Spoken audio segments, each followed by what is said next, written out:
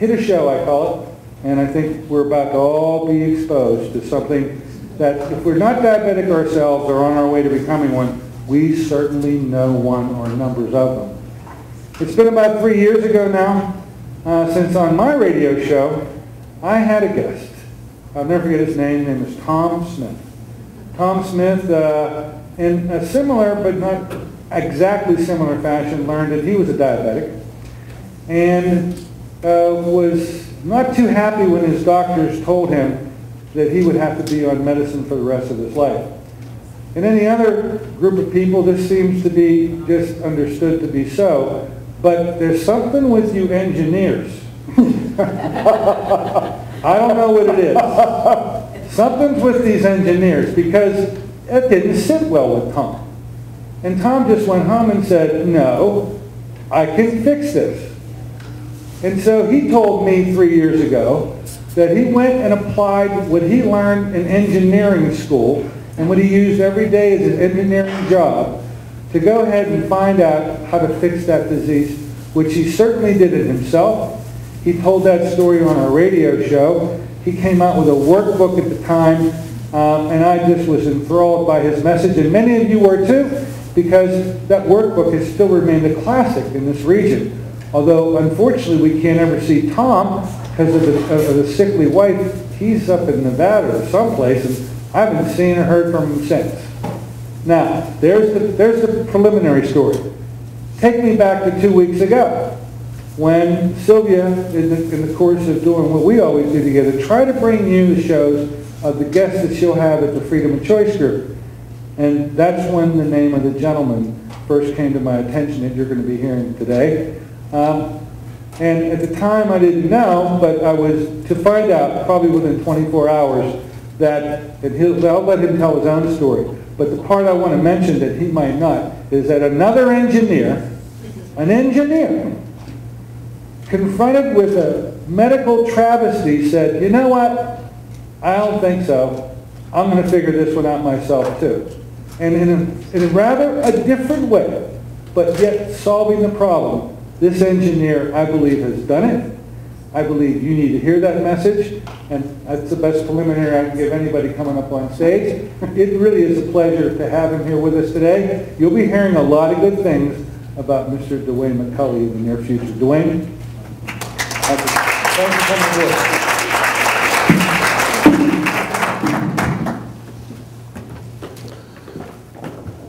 Thank you. And again, I would like to thank Sylvia for tricking me into coming. She convinced me that I should come to Butler and I should come to Pittsburgh and meet some great people, but I thought it was just her being a little bit over enthusiastic. And but I met some great people up in Butler last week, and today I've met some more great people, so I consider myself blessed to have met many of you. One of the questions that I'm always asked is, Dwayne, how did you beat diabetes? And there's 3 reasons. Number 1 is God. People don't like talking about God, but you can't leave God out of the equation. Number 2 is my mother, and if you knew my mother, you'd understand. And number 3 is my daughter. And I guess the 4th reason, if I listen to Dr. Courtney, I guess my engineering background probably had something to do with this as well.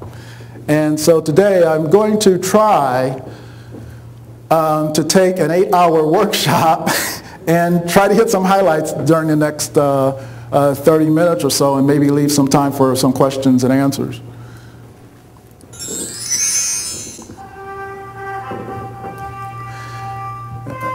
The original presentation that I developed several months ago was basically a slide presentation. And my daughter said, "Dad, your slides are boring. You need some music." And I couldn't think of any music that would be appropriate for talking about diabetes. But the Superman theme fits very well because part of my protocol addresses the Super Meal program. And so we're going to discuss some aspects relative to that program, some of the biomarkers, and also, again, the biology of the disease diabetes.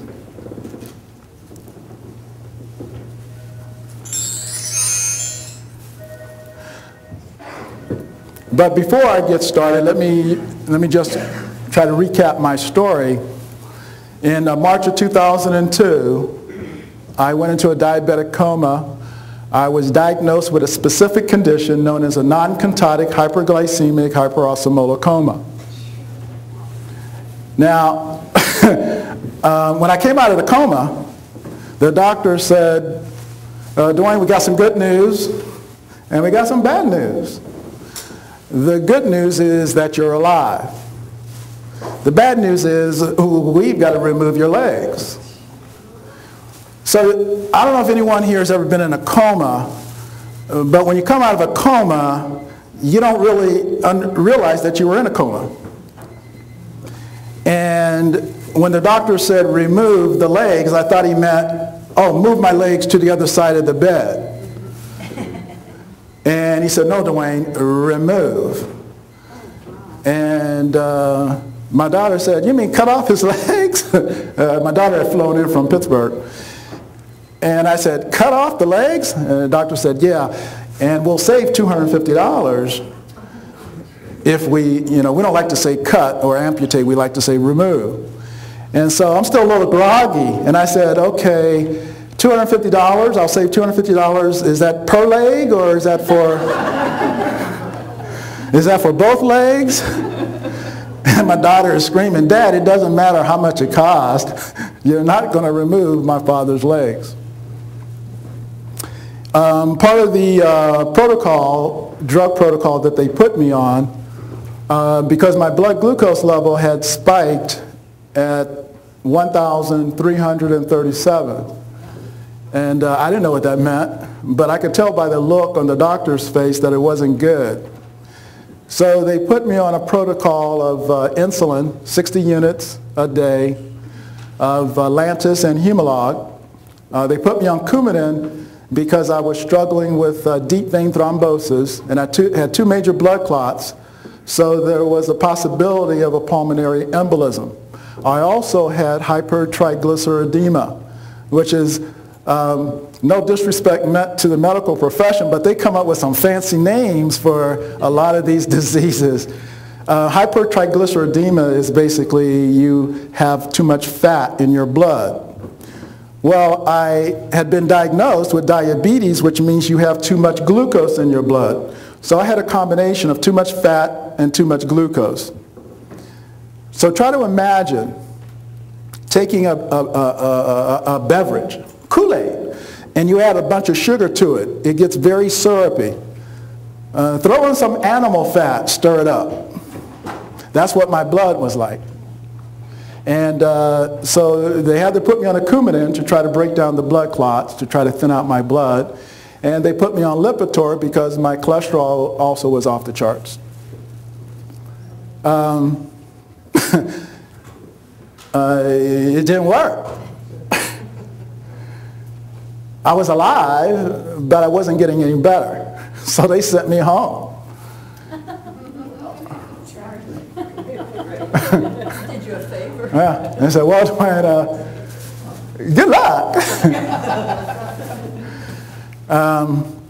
But luckily, my daughter had decided to take off some time from work. And she had purchased all of the blood glucose equipment and set up my lab in the house so I could begin testing my blood glucose and collecting information, because she knows I love that stuff. And the doctor said, Dwayne, you need to test your blood glucose 3 to 4 times a day. But I didn't have anything else to do. So I want everybody to know, it's not because I was that smart as an engineer. I just decided that I needed something to do because my daughter was bossing me around. And I think she enjoyed it. She was telling me what to eat, what not to eat. And I couldn't argue with her because, again, I was very fatigued. My legs hurt. I didn't have a lot